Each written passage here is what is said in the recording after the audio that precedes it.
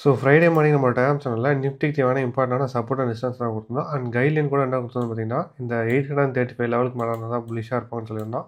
So அதான் இங்கே yellow கலரில் மார்க் பண்ணியிருக்கிறோம். அண்ட் மார்க்கெட் பார்த்தீங்கன்னா எக்ஸாக்டாக அந்த லெவல் கீழே வந்து கன்சால்டேட் ஆனாங்க. ஸோ அதை பற்றி நம்ம ஆல்ரெடி பேசியிருந்தோம்.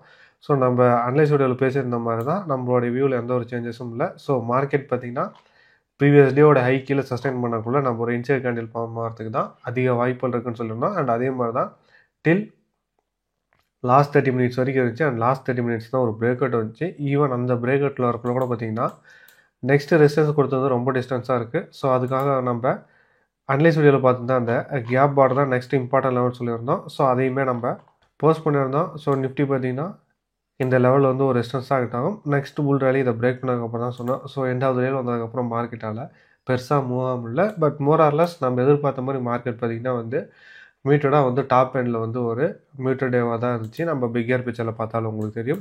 அண்ட் நெக்ஸ்ட் திங் நம்ம வாட்ச் பண்ண வேண்டியது 20 EMA. ஸோ நான் 20 EMA தான் வந்து எல்லா இண்டெக்ஸ்லையும் மார்க் பண்ணியிருக்கிறேன் எல்லோ கலரில். ஸோ நெக்ஸ்ட் புல்லிஷ்னஸ் அப்படிங்கிறது இந்த 20 EMAக்கு மேலே 2 டெய்லி கேண்டில் க்ளோசிங் வச்சா மட்டும்தான் புல்லிஷ்னஸ் நம்மளுக்கு சார்ட்ஸில் கன்ஃபார்ம் ஆகும். சேம் பேட்டர்ன் தான் வந்து நிஃப்டிக்கும் அண்ட் சென்செக்ஸுக்குமே. வேறஸ் நான் ஃபின் நிஃப்டிக்கும் பேங்க் நிஃப்டிக்கும் நான் 20 EMA வாட்ச் பண்ண மாட்டேன். ரீசன் மார்க்கெட் வந்து இந்த சைடேஸ் கன்சால்டேஷன் பிகர் பிக்சரில் எப்போ சைடேஸில் போக ஆரம்பித்தாங்களோ அப்போலேருந்து இப்போ வரைக்கும் இந்த 20 EMAவை பெருசாக ரெஸ்பெக்ட் பண்ணல. அப் அண்ட் டவுனாக தான் போயிட்டு இருக்கிறாங்க. ஸோ நான் ஃபின் நிஃப்டிக்கு இந்த ரீஜனை ஃபஸ்ட்டு எப்போ பிரேக் பண்ணுறாங்கன்னு தான் வாட்ச் பண்ணுவேன். அண்ட் பேங்க் நிஃப்டிக்கு அதே மாதிரி தான்.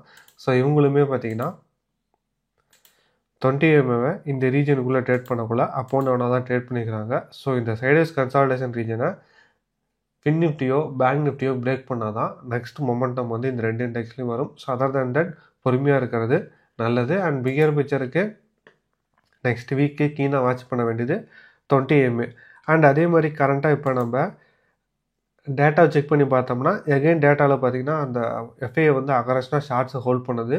இன்னும் புக் பண்ண மாதிரி தெரில. எகைன் ரொம்ப அக்ரஷன் ஷார்ட் ஹோல்டிங் இன்னும் கன்டினியூ தான் இருக்குது. ஈவன் நம்ம ஃப்ரைடேவோட இன்டர்டே பேசிஸில் பார்த்தாலும் both call and put option தான் பை பண்ணியிருக்கிறாங்க. அண்ட் மார்க்கெட் பார்த்திங்கன்னா இன்டர்டே பேசிஸில் அப்பர் எண்டில் இருந்துச்சு. ஸோ அதனால் மார்க்கெட் மீட்டராக போனதில் எந்த ஒரு சந்தேகமும் இல்லை. ஸோ டேட்டாலையும் பார்த்திங்கன்னா பெருசாக எந்த இம்ப்ரூவ்மெண்ட்டும் இல்லை. ஸோ நான் சார்ட்ஸில் சொன்ன மாதிரி புல்லிஷ்னஸ்க்கு 2 டெய்லி கேண்டில் இந்த 20 EMAக்கு மேலே பிரேக் பண்ணி க்ளோசிங் வைக்கணும். ஸோ புல்லிஷ்னஸ்க்கு சார்ட்டில் கன்ஃபார்ம் பண்ணுறதுக்கு வேறஸ் நம்மளுக்கு டேட்டாவில் கன்ஃபார்ம் பண்ணுறதுக்கு இந்த ஷார்ட் பர்சன்டேஜ் குறையணும். இந்த அக்ரஷனை அவங்க புக் பண்ண ஆரம்பிக்கணும். ஸோ நெக்ஸ்ட்டு ட்ரூ புல் ரேலி அப்படிங்கிறது எப்போ இந்த எஃப்ஐ வந்து ஷார்ட்ஸை புக் பண்ணுறாங்களோ அப்போ தான் வரும். அண்ட் இன்னொரு பிகர் பிக்சர் நம்ம கன்சிடர் வேணாலும் பண்ணிக்கலாம். ஏன்னா இந்த அக்டோபர் மந்தில் நிறையவே ஐபிஓ வரப்போகுது. அண்ட் நம்மளுக்கு ஆல்ரெடி தெரியும் எஃப்ஐ வந்து மணியை வெளியே எடுத்துகிட்டு போயிட்டுருக்கிறாங்க. ஸோ இப்போ கரண்ட்டாக சப்போர்ட் பண்ணிகிட்டு இருக்கிறது டொமஸ்டிக் இன்ஸ்டியூஷன் தான். அண்ட் இந்த மந்த் அதிகமாக ஐபிஓ இருக்குது. ஸோ டொமஸ்டிக் இன்ஸ்டியூஷன் ஐபிஓ பார்ப்பாங்களா ஆர் மார்க்கெட்டை சப்போர்ட் பண்ணுவாங்களாங்கிற கொஷின் இருக்குது. ஸோ அதனால தான் பிளைண்டாக புல்லிஷ்னஸ்க்கு போக வேணாம். சார்ட்ஸ் அண்ட் டேட்டா என்ன சொல்லுதோ அதை பேஸ் பண்ணி ட்ரேட் பண்ணுங்கள்.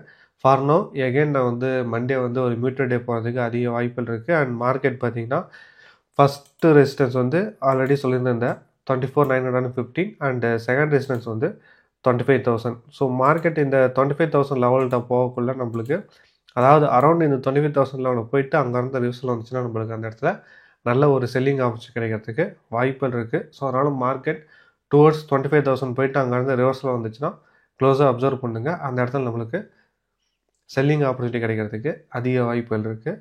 So Monday R next week watch பண்ண வேண்டியது இந்த 20 EMA அண்ட் 2 டெய்லி கேண்டில் இந்த லெவலுக்கு மேலே க்ளோஸ் பண்ணுதாங்கிறது. அண்ட் டேட்டாவில் எஃப்ஐ ஷார்ட்ஸை புக் பண்ணுறாங்களான்னு பார்க்கலாம். ஸோ இது பிகர் பிக்சர் அண்ட் இன்ட்ராடேக்கான ப்ளே எகைன் வந்து ஒரு மியூட்டடாக போகிறதுக்கு அதிக வாய்ப்புகள் இருக்குது. ஈவன் நம்ம கிஃப்ட் நிஃப்டியை செக் பண்ணி பார்த்தாலும் ஃபார்னாக ஒரு மியூட்டட் ஓப்பனிங் தான் வந்து கிஃப்ட் நிஃப்ட்டுமே இண்டிகேட் பண்ணுறாங்க. அண்ட் நம்மளோட எதிர்பார்ப்பும் மண்டே மார்க்கெட் மியூட்டடாக போகிறதுக்கு தான் அதிக வாய்ப்புகள் இருக்குது.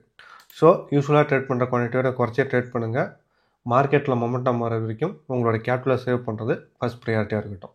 தேங்க்ஸ் ஃபார் வாட்சிங். மற்றபடியும் சந்திப்போம். மகிழ்ச்சி.